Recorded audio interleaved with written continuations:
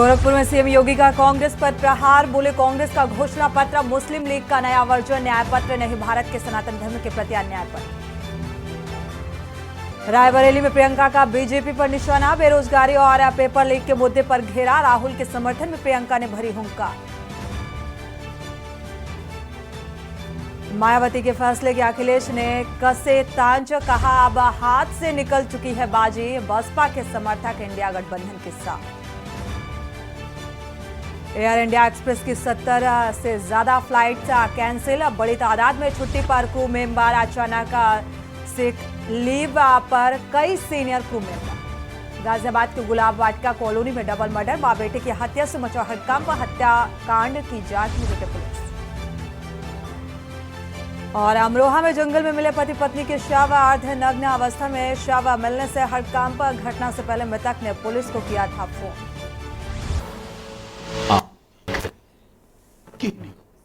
खबरों का सारथी। खबर उत्तर प्रदेश के साथ मैं सूरी चौहान, और खबरों की शुरुआत अहम खबर के साथ आपको बता दें। इस बीच कांग्रेस नेता का एक विवादित बयान सामने आया है। कांग्रेस नेता का इस वक्त की बड़ी और अहम खबर आपको बता दें, सैम पित्रोदा का नया विवादित बयान सामने आया है। राम मंदिर को लेकर रामनवमी के साथ पीएम पर उन्होंने टिप्पणी की है और हर वक्त मंदिर जाने से जो आइडिया ऑफ इंडिया, भारत के पूर्व में रहने वाले लोग चीन जैसे, इस बात का भी जिक्र किया अपने बयान में। ये विवादित बयान निकलकर सामने आया है सैम पित्रोदा का, ये नया विवाद, और पीएम पर टिप्पणी की राम मंदिर और रामनवमी को लेकर। तो आइडिया ऑफ इंडिया चैलेंज हो रहा है, भारत के पूर्व में रहने वाले लोग चीन जैसे।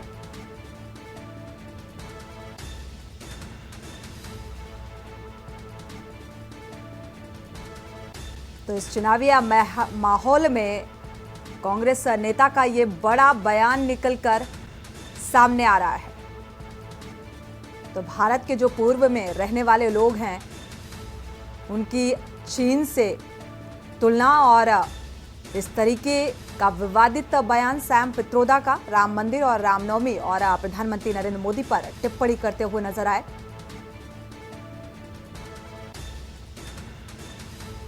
तो भारत के पूर्व में रहने वाले लोग चीन जैसे।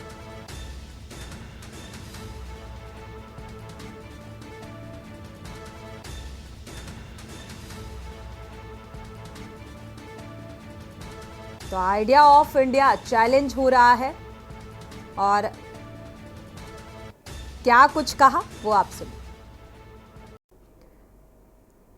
मुझे इसलिए कष्ट होता है कि बाबरी ढांचे को बचाने के लिए आप अदालत तक खड़े थे, आप राम मंदिर को बदनाम करने के लिए आप 7 समुंदर पार से खड़े हुए हैं। मुझे लगता है यह बहुत आपत्तिजनक है, और वो संस्कृति यदि उन्हें न समझ में आती हो तो मैं श्रद्धेय अटल बिहारी वाजपेयी जी की कविता की वो पंक्ति दोबारा उनको बता देना चाहता हूं, जो उनकी प्रसिद्ध कविता थी, हिंदू तन मन हिंदू जीवन, रग रग हिंदू मेरा परिचय।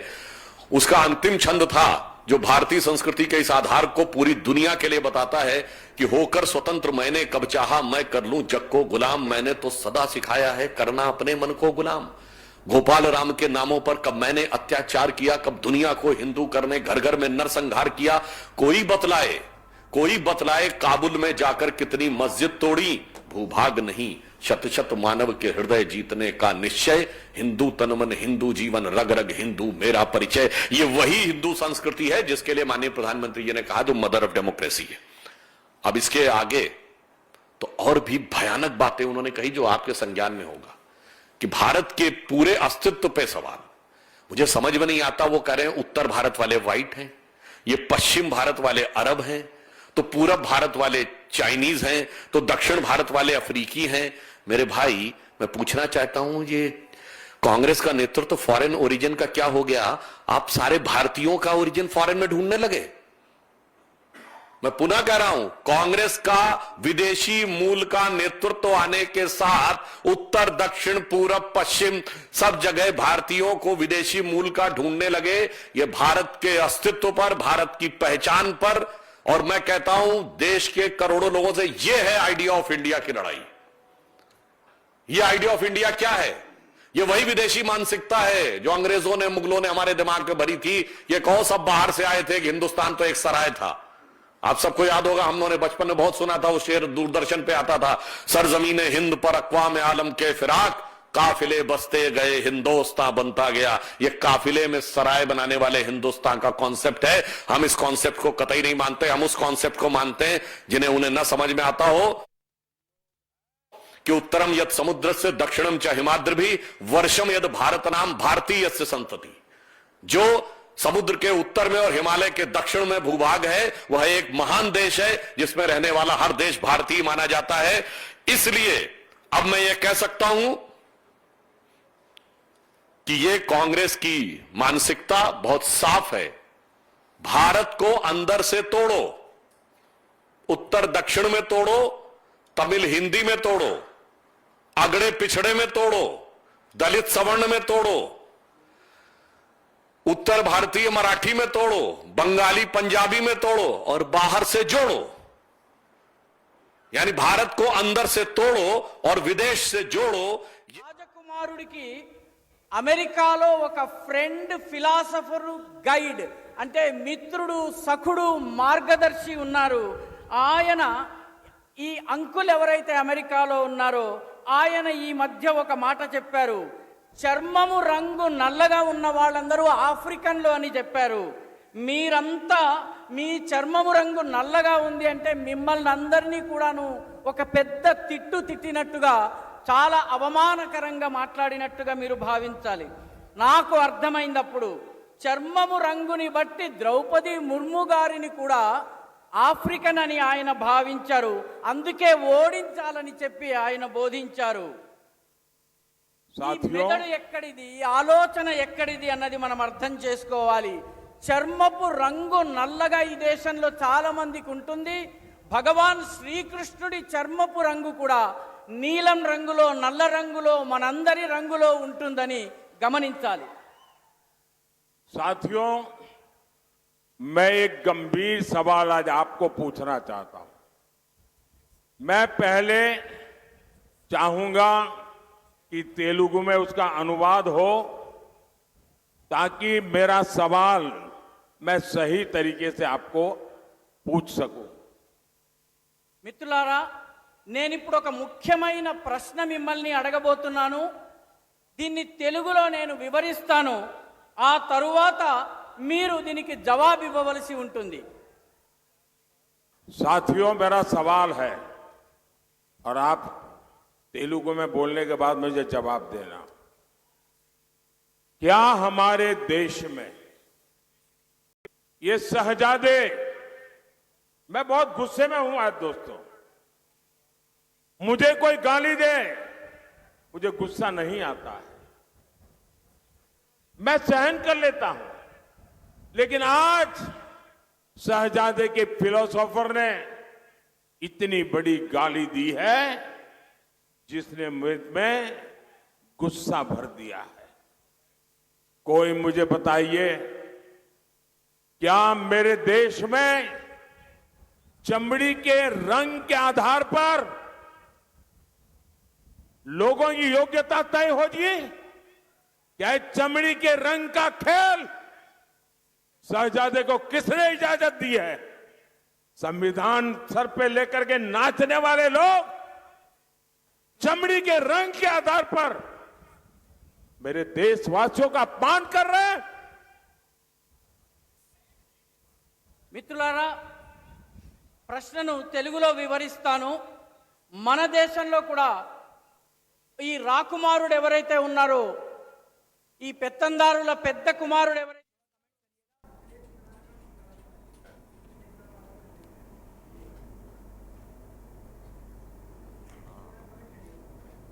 तो प्रधानमंत्री नरेंद्र मोदी का गुस्सा इस बात को लेकर जिस तरीके से पित्रोदा का बयान सामने आया है और इसी पर सुधांशु त्रिवेदी ने भी पलटवार किया है। साफ तौर पर प्रधानमंत्री ने इस बात का जिक्र किया है कि संविधान को सिर पर लेकर नाचने वाले लोग अब ये तय करेंगे काबिलियत क्या अब रंग के हिसाब से तय की जाएगी? क्योंकि इस अहम बयान पर, क्योंकि ऐसे समय में यह बयान सामने आया है जब लोकतंत्र का महापर्व चल रहा है और वाकई संविधान को लेकर जिस तरीके से टिप्पणियां की जा रही हैं, जो संविधान निर्माता रहे बाबा भीमराव अंबेडकर, वो आज अगर होते तो शायद उन्हें भी इस बात का अफसोस होता कि आखिर संविधान के नाम पर जो राजनीतिक दल हैं आपस में फूट डालो और राज करो की राजनीति पर चलते हुए नजर आ रहे हैं। वाकई आज दिल कचोट रहा होता। हमारे संवाददाता भी जुड़े हुए हैं, क्योंकि विशेष संवाददाता अखिलेश जुड़े हुए हैं दिल्ली से।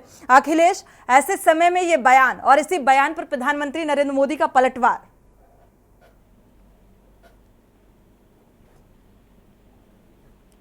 अखिलेश, आपको आवाज मिल पा रही है? दोबारा से संपर्क करने की कोशिश करते हैं। पित्रोदा का बयान जिस तरीके से सामने आया है, उन्होंने रंग को लेकर टिप्पणी की, साथ ही उन्होंने चीन से तुलना भी की कि बीजेपी जो भारत के पूर्व रहने वाले लोग जो हैं वो चीन जैसे हैं। इस बात पर नाराजगी प्रधानमंत्री की निकलकर सामने आई है और साथ ही देखा जाए, हालांकि उन्होंने इस बात का भी जिक्र किया प्रधानमंत्री नरेंद्र मोदी ने कि ये एक तरीके से सलाहकार हैं। क्या कुछ कह रहे हैं प्रधानमंत्री, सुनिए जरा। किसानों ने भी चुकाई है। बीआरएस ने कालेश्वरम घोटाला किया था, कांग्रेस बीआरएस को बचाने में लगी है। कालेश्वरम प्रोजेक्ट पर इसका लूट का नुकसान हमारे किसानों को हो रहा है। మిత్రులారా, కాంగ్రెస్ ప్రభుత్వం యొక్క దుశ్శాసన పర్వం యొక్క ఖరీదు మూల్యాన్ని తెలంగాణ యొక్క రైతులు చెల్లించాల్సి వస్తోంది. బీఆర్ఎస్ ప్రభుత్వము కాళేశ్వరం స్కామ్ కి పాల్పడింది. కాంగ్రెస్ ప్రభుత్వము బీఆర్ఎస్ ని కాపాడేందుకు ప్రయత్నిస్తోంది. కాళేశ్వరం ప్రాజెక్టు పేరిట జరిగినటువంటి లూటీ యొక్క నష్టాన్ని రైతులు భరించాల్సి వస్తోంది. साथियों, बीजेपी के लिए किसान हमारी टॉप प्रायोरिटी है, पहली प्राथमिकता है। हमने टर्मरिक किसानों के लिए टर्मरिक बोर्ड बनाया। हमने पैडी और कॉटन की रिकॉर्ड खरीद की। आज तेलंगाना के करीब 40 लाख किसानों को किसान सम्मान निधि मिल रही है। हमने रामागुंडम में बंद पड़ी फर्टिलाइजर की फैक्ट्री शुरू करवाई। नौजवानों को रोजगार मिला, किसानों को फर्टिलाइजर मिला। మిత్రులారా, బీజేపీకి రైతులకే బీజేపీ యొక్క పెద్దపీట. మా యొక్క ప్రాథమికత రైతాంగము, రైతు సంక్షేమం. అందుకే పసుపు రైతుల కోసము టర్మరిక్ బోర్డుని, పసుపు బోర్డుని ఏర్పాటు చేశాము. వరి ధాన్యము, పత్తి కోసము రికార్డు స్థాయిలో కొనుగోళ్లు చేశాము. తెలంగాణలోని 40 లక్షల మంది రైతులకు కిసాన్ సమ్మాన్ నిధి అందుతోంది. అదేవిధంగా రామగుండంలో మూతబడిపోయినటువంటి ఫర్టిలైజర్ ఫ్యాక్టరీని మళ్ళీ ప్రారంభించాము. దీనివల్ల యువకులకు ఉపాధి లభిస్తోంది, రైతులకు ఎరువులు లభిస్తున్నాయి. साथियों, तेलंगाना सरकार तो केंद्र के विकास कार्यों से भी परेशान है। तेलंगाना और वारंगल में हमने टेक्सटाइल पार्क बनाया है, लेकिन ये लोग टेक्सटाइल पार्क के संचालन में समस्या पैदा कर रहे हैं। उसमें भी वो RRR टैक्स की फिराक में है। మిత్రులారా, తెలంగాణ ప్రభుత్వము కేంద్ర ప్రభుత్వం చేస్తున్నటువంటి అభివృద్ధి కార్యక్రమాల పట్ల కూడాను తెలంగాణ ప్రభుత్వానికి ఇబ్బందిగా ఉంది. దీనివల్ల అది కూడా చాలా ఇబ్బంది, పరేషానికి గురవుతోంది. తెలంగాణ అదేవిధంగా వరంగల్లో మేము టెక్స్టైల్ పార్కుని ఏర్పాటు చేశాము. కానీ టెక్స్టైల్ పార్కుని నడిపించే విషయంలో, నిర్వహణ విషయంలో కూడాను సమస్యలు వచ్చేలాగా ప్రయత్నిస్తున్నారు. साथियों, 13 मई को आपका वोट तेलंगाना को नुकसान पहुंचाने वालों को जवाब देगा। मेरा आपसे आग्रह है, वारंगल से श्रीमान अरूरी रमेश, महबूबाबाद से डॉक्टर सीताराम नाइक, ये हमारे दोनों साथियों को लोकसभा में भेजना है। ये लोग पार्लियामेंट में आएंगे तो मोदी की ताकत बढ़ जाएगी और इसलिए कमल के फूल पे बटन दबाना और आप कमल के फूल पर बटन दबाएंगे, वो वोट सीधा सीधा मोदी को जाएगा और आपका वोट देश को विकसित बनाएगा। आपका वोट तेलंगाना को विकसित बनाएगा और ये मोदी आप सबको इसकी गारंटी देता है। మిత్రులారా, మే 13వ తారీఖున తెలంగాణకు నష్టం చేస్తున్నటువంటి ఇబ్బందులు కలిగిస్తున్నటువంటి వాళ్లకు జవాబు చెప్పవలసినటువంటి సమయం వచ్చింది.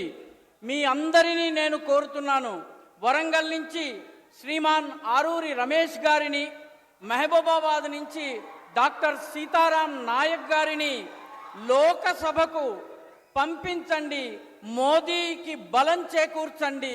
కమలం పువ్వు గుర్తు మీద బటన్ని నొక్కండి.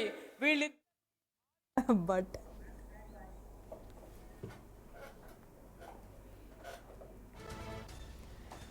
तो फिलहाल तेलंगाना में पहुंचे हुए हैं प्रधानमंत्री नरेंद्र मोदी और इस बीच अपने प्रत्याशी के समर्थन में वोट की अपील के साथ ही साथ पित्रोदा के बयान को लेकर पलटवार करते हुए नजर आए और उन्होंने साफ तौर पर इस चुनावी जनसभा को संबोधित करने के दौरान कहा कि रंग कोई भी हो, हम कृष्ण की भी पूजा करते हैं। साथ ही क्या अब रंग के आधार पर काबिलियत तय की जाएगी और साथ ही कांग्रेस पर निशाना साधते हुए नजर आए।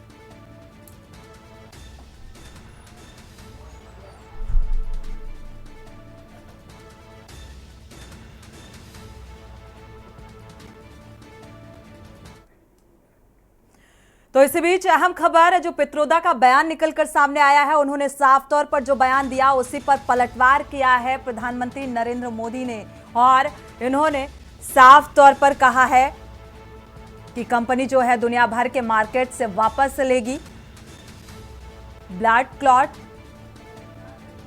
माफ कीजिएगा, फिलहाल इस खबर पर हम वापसी करेंगे, लेकिन सैम पित्रोदा का जो बयान सामने आया उस पर पलटवार किया है प्रधानमंत्री नरेंद्र मोदी ने और साफ तौर पर कहा है कि संविधान को सिर पर लेकर नाचने वाले लोग अब चमड़ी के आधार पर, चमड़ी के रंग के आधार पर यह तय करेंगे कि आखिर उसकी काबिलियत क्या है। और इसी को लेकर सुधांशु त्रिवेदी ने भी निशाना साधा कि जो मुगलों के कॉन्सेप्ट पर चलते आ रहे हैं वो अब ये तय करने लगे हैं और साथ ही पूर्व प्रधानमंत्री अटल बिहारी वाजपेयी की उन कविताओं का जिक्र किया, उन पंक्तियों का भी जिक्र किया कि किस तरीके से मदर ऑफ डेमोक्रेसी और बहुत क्योंकि पित्रोदा ने साफ तौर पर कहा है कि जो भारत के पूर्व के रहने वाले लोग हैं वो चीन जैसे हैं और इसी बयान पर पलटवार किया है प्रधानमंत्री नरेंद्र मोदी ने और सवाल पूछा है राहुल गांधी से कि इस पर जवाब देना होगा।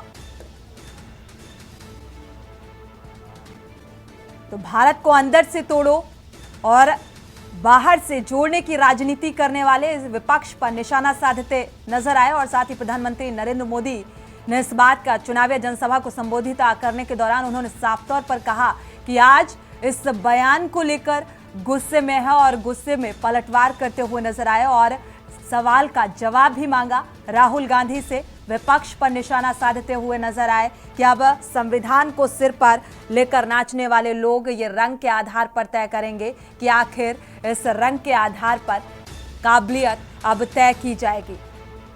तो सैम पित्रोदा के बयान पर यह पलटवार प्रधानमंत्री नरेंद्र मोदी का।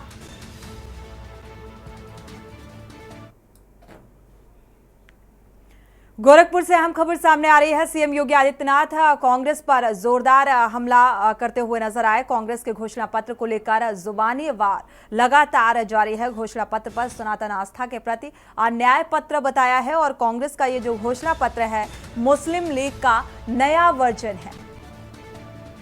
तो सीएम योगी आदित्यनाथ का बयान कांग्रेस के इस घोषणा पत्र को लेकर।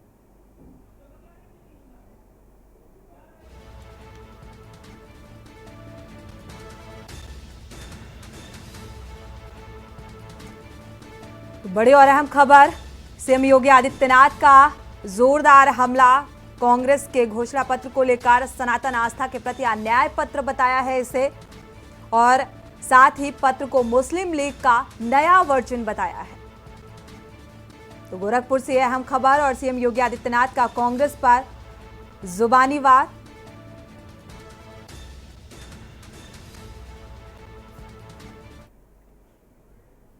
वक्त एक छोटे से ब्रेक का, लौटेंगे जब। आप देख रहे हैं के न्यूज, खबरों का सारथी। ब्रेक से वापस आ रहे हैं। लखीमपुर खेरी का रुख करते हैं, जहां पर गृह मंत्री पहुंचे हुए हैं। अमित शाह चुनावी जनसभा को संबोधित कर रहे हैं, सुनिए जरा। मंच पर उपस्थित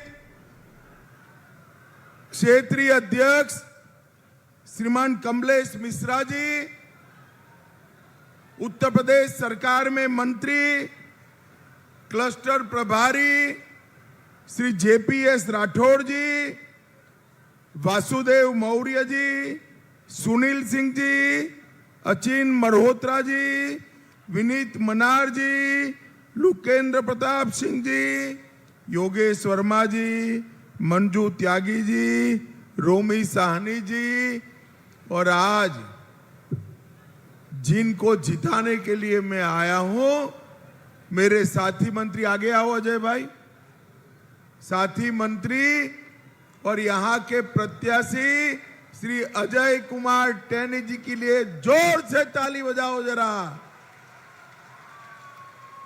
और आज की इस विशाल जनसभा में चिलचिलाती धूप में यहां आए हुए प्यारे भाइयों बहनों माताओं और मेरे जिगर के टुकड़े जैसे युवा मित्रों, आप सभी को नमस्कार। भाइयों बहनों, आज खीरी की जनसभा देखकर मैं एक बात कहकर जाता हूं कि यहां से अजय मिश्रा के हाथ में कमल लेकर आप फिर से उनको दिल्ली भेजने वाले हो, वो तय हो गया है। भाइयों बहनों, आज देवाधिदेव महादेव की ये भूमि, हमारी छोटी काशी, उस पर स्थित शिव मंदिर, लीलोटीनाथ मंदिर, मैगलगंज, देव काली मंदिर, संकटा देवी मैया, देवकली मंदिर, ये सभी देवस्थानों को प्रणाम कर कर मेरी बात की मैं शुरुआत करना चाहता हूं।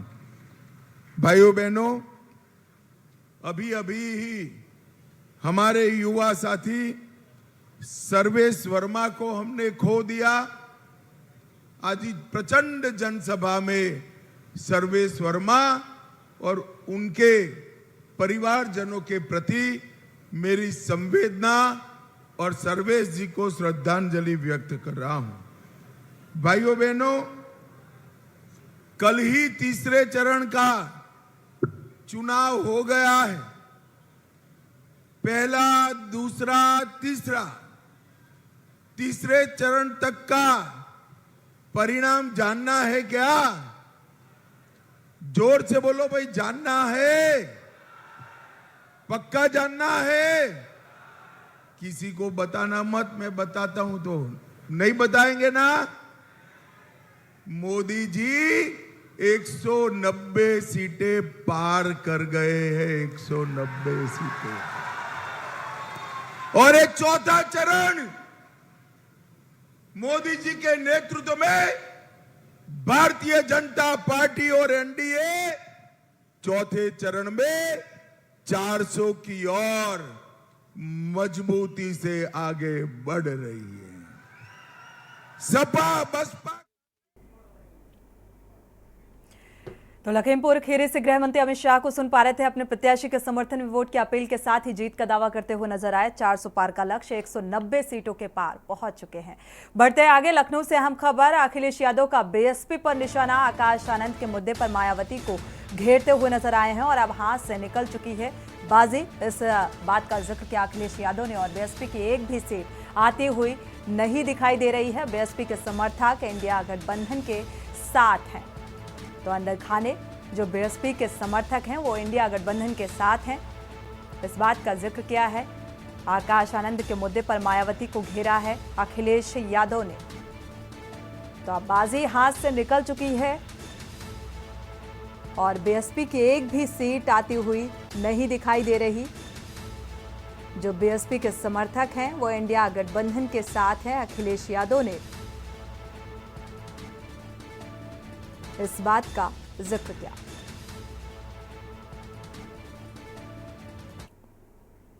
इसी के साथ बुलेटिन में इतना ही। आगे खबरों के लिए आप देखते रहिए के न्यूज़ इंडिया।